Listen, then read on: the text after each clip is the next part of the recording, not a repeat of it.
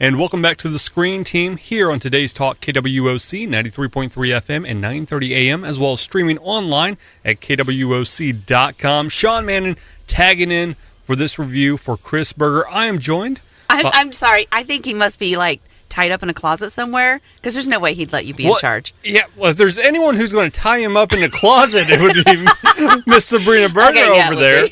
We got Sabrina, we got Miss Stacey Anderson joining us. We're here to talk about Murder on the Orient Express. Murder, Sabrina's all about that murder. I'm a little dark, yes. Okay, I'm going to keep, we'll ask Chris about that later in the closet. But this is one that you could say remake, but it's an adaptation of the 1934 novel by Agatha Christie. Real famous kind of mystery novel. I knew of it. Had not read it before. But we're going to get to that here in just a bit. We're going to talk about the movie itself before we get to its references. What did you guys think about it? I was floored. I love trying to figure out who done it, and this movie, the story itself, is all about who done it. Who done it. And Inspector Poirot, it's so hard to say his name. Poirot. Poirot? Anyway, yes. Yeah. So roll that over a few times.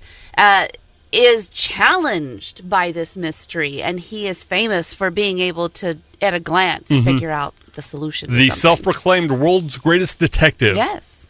And he was coming up with stuff just out of nowhere, left and right in that movie. A regular Sherlock Holmes. Yeah.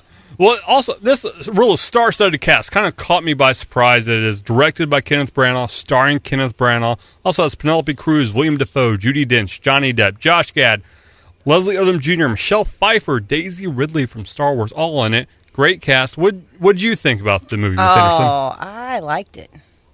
And what I really wished was that, as good as it was on the big screen, I really wish I was watching it at home so I could stop it and kind of just analyze it, think about it, go on to the next thing.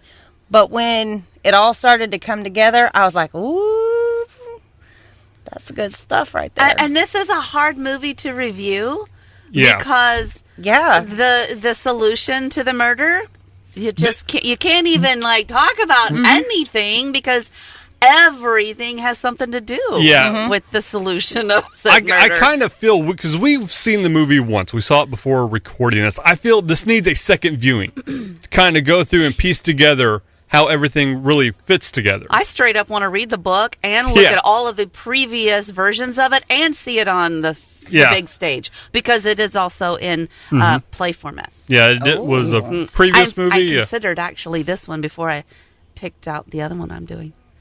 Oh, okay. True story. We'll get to that in a bit. So, what did you guys... You guys are getting me sidetracked here. Chris always does this. So, what did you guys think about the acting in the movie? I liked it. I don't think anybody actually was bad. Yeah, I don't think anybody was bad. I think Kenneth Branagh's accent could be a bit much at times. It made him kind of hard to understand. Well, he was a worldly man. He's picked up accents from everywhere. This is so true, and I'm going to stand behind Stacey 100% on that. And the dude talked like everybody. Yeah, and as much as that might have made sense in the avoir of the film, as someone watching it, there was points like, I'd really like to know what he said there, but I didn't quite get it. Are you a subtitles person? Yeah, I'll watch some subtitles. If you can do this, when this movie comes on, you have to slow your brain down. Yeah. You have to just slow it down and kind of take it all in. I mean, I've had to do this before with various phone calls I've been a part of. You have to slow it down and go, okay, that was the first word is what they said here. Then you can put the sentence together. So at the beginning, when they were having we were being introduced to the world's greatest detective. Right. Yep. I was like, okay, we're going to have to slow it down for this. And then I didn't really have too much of a problem. And then where they spoke in a foreign language, then they gave you the subtitle to go with it. So you weren't really out of the loop there. Right. But, all I can say is a very convenient avalanche. Yeah. Oh, there were more than a few coincidences in this film. Just doing a little bit of reading about it, I'm not going to go in super detail in case someone has read the book and wants to see the movie. It does crib quite a bit from the book. Apparently, the avalanche, all that stuff is from the book. So I'll excuse a few of those as a part of the adaptation process. But I thought there were a few spots just plot-wise where it was a little too convenient. I understand, and some of it they justify within the movie itself. Again, we're not... they justify everything in this movie. You just have to wait for it. You have to wait for it. So, plot-wise, I was not fond of the ending. Again, we're not going to get into specifics here, but I was not fond of the ending. I thought up until that, great acted movie. Maybe a little bit slow. I think it took a little too long to get to the said murder. Because when you call your movie Murder on the Orient Express, you wanted it within like 5 minutes? Yeah, not necessarily 5 minutes, but I'm like, at some point I was like, okay, just get to the murder. We know the murder is going to happen.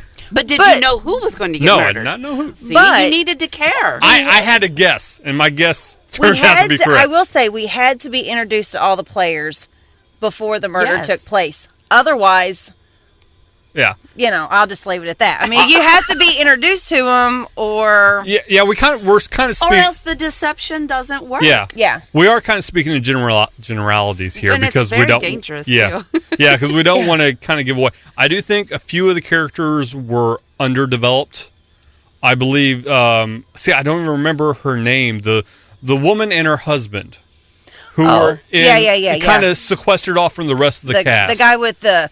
Bang, kind of the mean dancers. Looking. Yeah. I thought they were kind of underdeveloped. Didn't get as much screen time as the other.